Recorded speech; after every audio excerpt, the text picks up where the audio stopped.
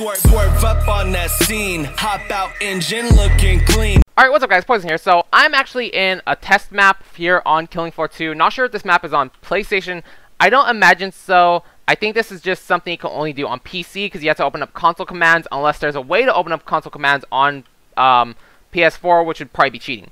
So, first off, let's go with Berserker and we'll show off what weapons we use.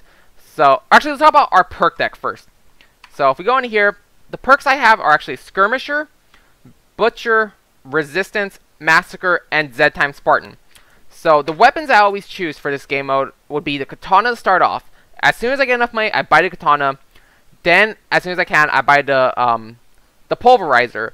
Then, as soon as I have enough money after I buy the Pulverizer, I sell the Katana and actually buy the Bone Crusher. So, by the time I fight any of the bosses, I should already have the Bone Crusher and the Pulverizer. That's the end setup to finish off the game. Now, moving on to Commando, my perk decks are actually, or the skills in the perk deck are actually Tactical Reload, Impact Rounds, Prepared, Hollow Point Rounds, and Z-Time Machine Gunner. So, starting out weapon, you know, you start out with the AR-15 Varmint Rifle. As of recently, I started buying the SA-80. Then, as soon as I can, I sell the SA-80, I buy the Kalashnikov AK-12, rock this setup for a while. Then, as soon as I can, I purchase the Scar H, and this is the final setup for fighting any of the bosses. The Stoner 63 is a good weapon as well. You just have to decide which weapon you're going to get rid of. Because, you see, here I could purchase it, or I could get rid of the Kalashnikov and go for the Scar. Usually, you want to keep the Scar, though. So, you either decide if you want the Stoner or the AK-12. Because the AK-12 does a little bit more damage, but the Scar H does the most damage out of all three weapons. Moving on to support, my perk or the skills are Tactical Reload, Salvo, Tight Choke, Concussion Rounds, and Penetrator. And for the starting out weapon, you obviously always get the SG-500 when you start out. I work my way and I buy the Double Barrel Boomstick because it's a high weapon, you know, or a high damage weapon in case you gotta kill a big Zed. Then as soon as I can, I sell the SG-500, purchase the HZ-12, and then I basically just rock these two guns until I can afford the AA-12. So final setup is gonna be AA-12, HZ-12, and Double Barrel Boomstick. Moving on, let's sell these. It's a Field Medic. You know, you start out with the HM. You basically start with the pistol. Then you purchase the SMG. Then, honestly, as soon as I can, I get rid of the pistol because it's not very useful. Switch over to shotgun, and then... Why do I still have 20 weapons I can hold? That's not right. Something's messed up here. Yeah, as soon as I can, I sell the SMG and I buy the assault rifle. So, final boss weapon would be the assault rifle with the shotgun. Pretty much the shotgun does great damage, and obviously you also have the little needles you can shoot to do even more damage. Then, you know, moving on. Oh wait, I didn't even show off the perk deck in here. The skills, my bad. In the skills for Field Medic, I have Symbiotic Health. Can't believe I couldn't pronounce that. Combatant Doctor, Acidic Rounds, Battle Surgeon, and Sedative. So, you know, you guys could look at that on your own and see which perk does what, or which skill does what. So moving on, Demolitionist, the skills we have are Shock Trooper, Extra Rounds, Sonic Resistant Rounds, Concussive Rounds, and Mad Bomber. You are going to want Sonic Resistant Rounds because the worst thing is you're trying to kill like a bigger Zed. Let's say, for example, you're trying to kill a Flesh Pound and you shoot an RPG-7 rocket. If a Siren decides to yell, guess what? Your RPG is pretty much destroyed. Now, starting off weapon is obviously the HX-25 grenade pistol. I purchased the M79 grenade launcher. Then as soon as I can, you know, this grenade pistol does a lot of damage. You could use it for pretty much halfway through the game. But then as soon as you can, sell it and purchase the RPG-7. So by the time you fight a boss, you know, you have the RPG-7 and then you have the grenade launcher. Now moving on, we are moving to Firebug. In Firebug, the skills I have are Bring the Heat, Barbecue, Zed Shrapnel, Firestorm, and Pyromaniac. Obviously, starting out weapon is the Cock and Burn. Cock and Burn's good, but as soon as you can, definitely purchase the Spitfire, because this weapon does some decent damage to kill against any just Zed.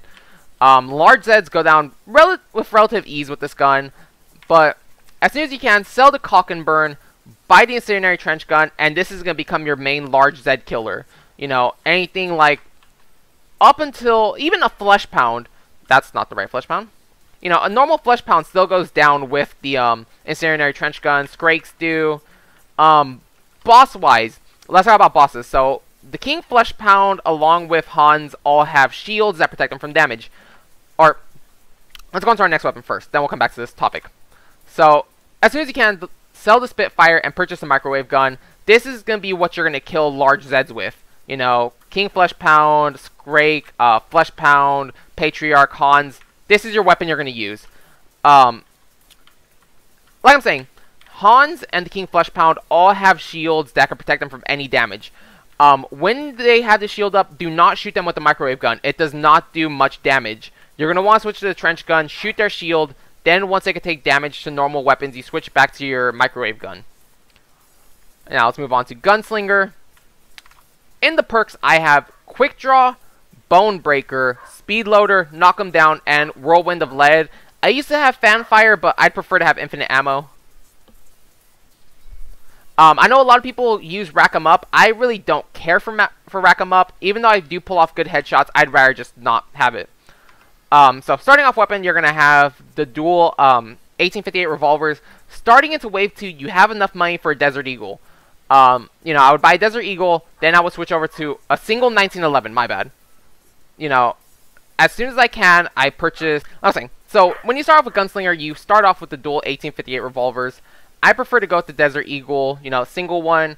Then as soon as I can, next round, I buy a 1911. At which point, I sell the dual 1858s. Then I will purchase dual Deagles. Or no, I would actually purchase the 500, then the dual Deagles, then dual 500s, and then you still have enough room. You could purchase either dual 1911s or get rid of them completely, all dependent on your playstyle. Moving on to Sharpshooter. You start out with the Winchester, show perk deck. My skills are Marksman, Stability, Tactical Reload, Deadeye, and Z-Time Assassin. Thanks to stability, you do 30% more damage, you get 50% movement speed, and you reload 20% faster when you're crouching. So, you know, crouching will show the reload as compared to, you know, you're going to want to crouch to do more damage.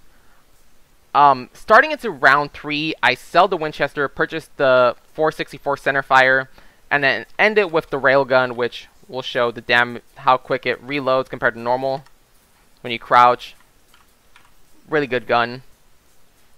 Moving on to SWAT, we have heavy armor training, tactical reload, ammo vest, assault armor, and rapid assault, which is a beautiful thing to have. Obviously, you start out with the MP7. I purchased the MP5, then I purchased the P90. Then as soon as I can, sell the MP7 and purchase the Chris SMG. Final setup just to take down any Zeds with. You know, MP5 still does a lot of damage. And then lastly, to the final perk deck, we are moving on to Survivalist. And Survivalist, I have everything just in the far left tree. So I have Tactical Reload, Medic Training, Ammo Vest, Spontaneous Explosion, and Madman. Now this perk deck is a weird one. The way I like to run this perk deck is Scar, Kalish, and then just have a single Desert Eagle, and then this is just the setup. So you have the Scar, Kalishnikov, and then just the Desert Eagle, and just what you need. So, I'm saying this is a good perk deck to have. You have 125 armor, you have a bunch of ammo. This is just the best perk deck, the best way I've been able to play while solo.